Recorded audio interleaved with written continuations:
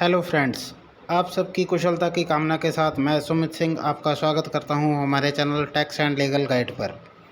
आज हम बात करने वाले हैं इंडिया में सबसे कॉमन और बेसिक बिजनेस फॉर्मेशन के बारे में, जिसमें सबसे कम कंप्लायंस हैं, जो आप बहुत ही आसानी से कोई भी छोटा बिजनेस स्टार्ट कर सकते हैं।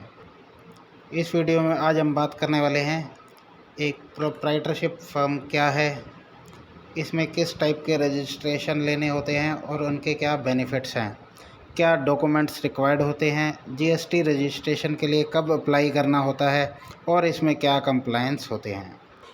प्रोप्राइटरशिप फर्म भारत में व्यावसायिक इकाई का एक सबसे लोकप्रिय और सरल रूप है। इसका स्वामित्व, संचालन, प्रबंधन और नियंत्रण एक व्यक्ति के पास होता है। प्रोप्राइटरशिप फर्म शुरू करने और संचालित करने के लिहाज से सबसे सरल है। भारत में अधिकांश सूक्ष्म और लघु व्यवसाय, संगठित क्षेत्र या असंगठित व्यवसाय इकाई, एमएसएमई और अनऑर्गेनाइज्ड सेक्टर यूनिट इस रूप के तहत काम करना पसंद करते हैं।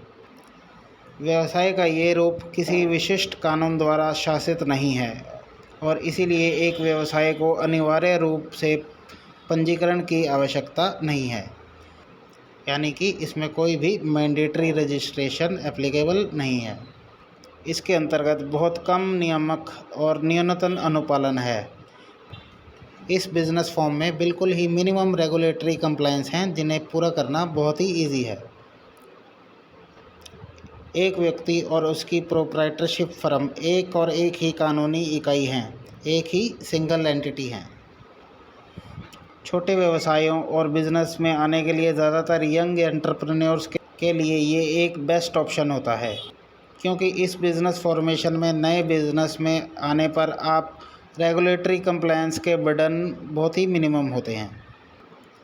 अब देखते हैं प्रोप्राइटरशिप फर्म के रजिस्ट्रेशन। हालांकि एक प्रोप्राइटरशिप फर्म को औपचारिक पंजीकरण रजिस्ट्रेशन की आवश्यकता नहीं है, क्योंकि वह किसी भी कानून के द्वारा शासित नहीं है। There is no specific governing law. लेकिन कुछ आवश्यकताएं और लाभ हैं जिनके लिए औपचारिक पंजीकरण आवश्यक है और हाईली रिकमेंडेड है। किसी भी व्यवसाय को पंजीकृत करने से पहले किसी भी आवेदक के लिए ये समझना बहुत आवश्यक है कि किस प्रकार की व्यावसायिक गतिविधि करने से पहले कौन सी रेलेवेंट रजिस्ट्रेशन और लाइसेंस एप्लीकेबल हैं। सबसे पहले shop and establishment act licence. ये श्रम विभाग, लेबर डिपार्टमेंट द्वारा विनियमित है। एक राज्य से दूसरे राज्य में थोड़ा भिन्न हो सकता है और परिसर जहां कोई व्यापार, व्यवसाय या पेशा किया जाता है। एमएसएमई रजिस्ट्रेशन सूक्ष्म, लघु और मध्यम उद्यमों के लिए एक रजिस्ट्रेशन जिसमें इजी फाइनेंसिंग से लेकर कई रिफॉर्म्स के प्रोविज़न दिए गए हैं। विनिर्माण और सेवाएं, मैन्युफैक्चरिंग और सर्विसेज प्रदान करने वाले उद्यम अधिनियम के तहत पंजीकृत होने के पात्र हैं। हालांकि हाल ही में एक संशोधन के बाद सरकार थोक और खुदरा व्यापारियों को भी पंजीकरण के लिए पात्र बनाया गया है। रजिस्ट्रेशन अंडर जीएसटी, माल और सेवा कर के तहत पंजीकरण, इस पर हमने एक अलग से डिटेल वीडियो बनाई हुई है। इसका लिंक आपको आई बटन में मिल जाएगा। आइए अब देखते हैं प्रोप्राइटरशिप बिजनेस रजिस्ट्रेशन के कुछ लाभ। सबसे पहले ईज़ ऑफ फॉर्मेशन, यानी गठन में आसानी। एक प्रोप्राइटरशिप फर्म व्यवसाय करने का सबसे आसान रूप है, क्योंकि व्यवसाय का नाम पंजीकृत नहीं होता। एक प्रोप्राइटर अपने बिजनेस के लिए कोई भी ट्रेड नेम चुन सकता है, किसी भी व्यापार नाम के लिए, लेकिन इसे किसी ट्रेडमार्क का उल्लंघन नहीं करना चाहिए। Number 2, easy to operate and decision making, संचालन और निर्णय लेने में आसानी। चूँकि एक अकेला व्यक्ति सभी को प्रबंधित करने में लगा हुआ है, व्यवसाय के मामलों और निर्णय लेने के लिए ये एक पसंदीदा विकल्प बना हुआ है, ख़ास तौर पर छोटे बिजनेसेस और स्टार्टअप्स के लिए। सोर्स ऑफ एम्प्लॉयमेंट, फर्म रोज़गार सृजन करने के लिए कर्मचारियों को रख सकती है। नंबर 4, टैक्स बेनिफिट्स, और लेसर कंप्लायंस। प्रोप्राइटरशिप फर्म और प्रोप्राइटर का पैन सेम होते हैं, एक ही लीगल एंटिटी, इसलिए फर्म के लिए अनुपालन आवश्यक न्यूनतम है। प्रोप्राइटर का केवल आयकर रिटर्न दाखिल करने की आवश्यकता होती है। आयकर कानून के तहत एक प्रोप्राइटरशिप फर्म के लिए एक और बहुत ही फ़ायदेमंद विशेषता है।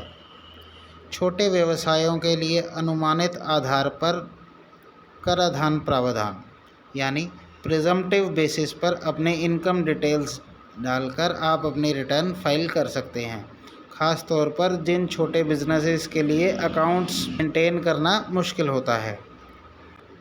आइए देखते हैं प्रोप्राइटरशिप रजिस्ट्रेशन के लिए आवश्यक दस्तावेज़।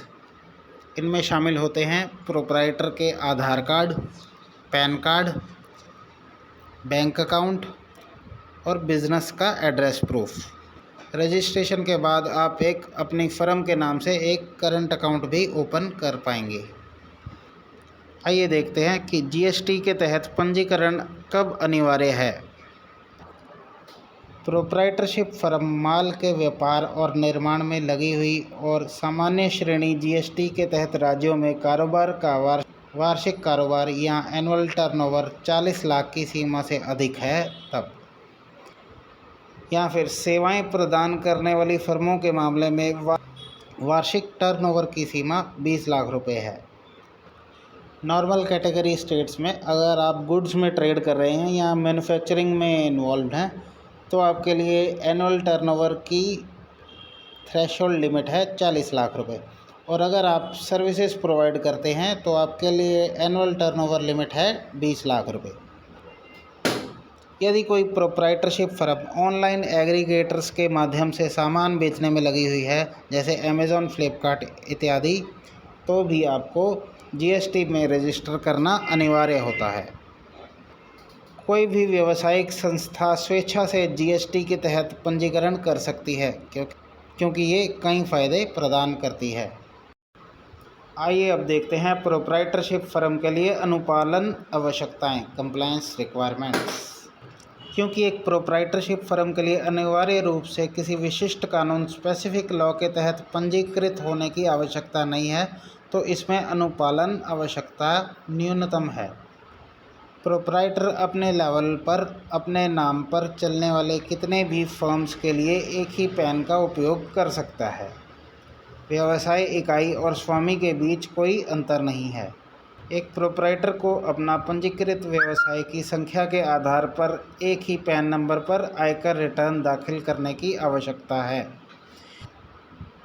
जीएसटी के तहत पंजीकृत होने पर प्रोप्राइटर को जीएसटी रिटर्न दाखिल करने की ज़रूरत है। जीएसटी रिटर्न्स के कंप्लायंस के लिए हम एक अलग से डेडिकेटेड वीडियो लेकर आएंगे। हम आशा करते हैं कि दी गई जानकारी आपके लिए उपयोगी होगी। यदि आपकी कोई क्वेरी है तो आप हमसे कांटेक्ट कर सकते हैं। हमारे चैनल को सब्सक्राइब करें और बेल आइकन को प्रेस कीजिए ताकि लेटेस्ट वीडियोस की नोटिफिकेशन आप तक पहुंचती रहे। धन्यवाद।